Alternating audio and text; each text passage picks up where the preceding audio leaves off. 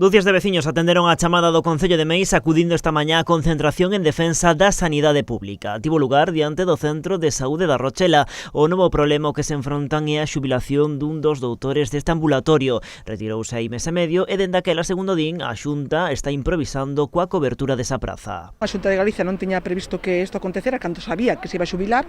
e nos atopamos con que a xente, os usuarios,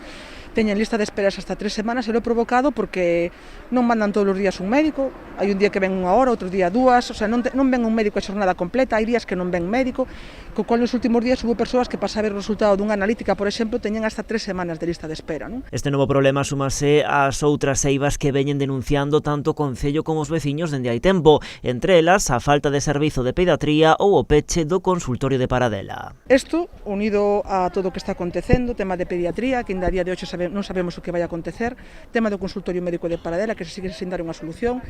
tema que fai máis de mes e medio, ou case 2 meses que nos reunimos coa Xunta de Galicia, neste caso co conselleiro, e comprometeu uns días posteriores unha visita aquí a Meis para inspeccionar terreos para posibles novas ubicacións dun novo centro de saúde, e tamén ainda estamos esperando. A alcaldesa parecelle raro que os técnicos de sanidade si se achegasen a outros municipios, como por exemplo a Barro, tamén para ver o posible emprazamento do centro de saúde, pero non a Meis. O mesmo día que tivo a xuntanza con nós, o Concello de Meis tuvo xuntanza con outros concellos, que aí si xa acudiron os técnicos da Consellería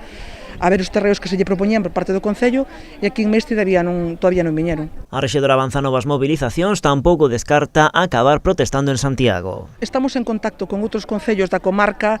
que tamén están a sufrir o mesmo problema que a nós, e xa temos falado con concelleiros e con alcaldes e alcaldesas que se é preciso xuntarnos, facer unha mobilización comarcal se a situación sanitaria o permite, ou incluso coller uns autobuses e ir a Santiago, o faremos e aí estaremos. Giraldez volveuse comunicar con Sanidade a semana pasada reiterando que están agardando por esa visita ao Concello que polo de agora continúa sen data.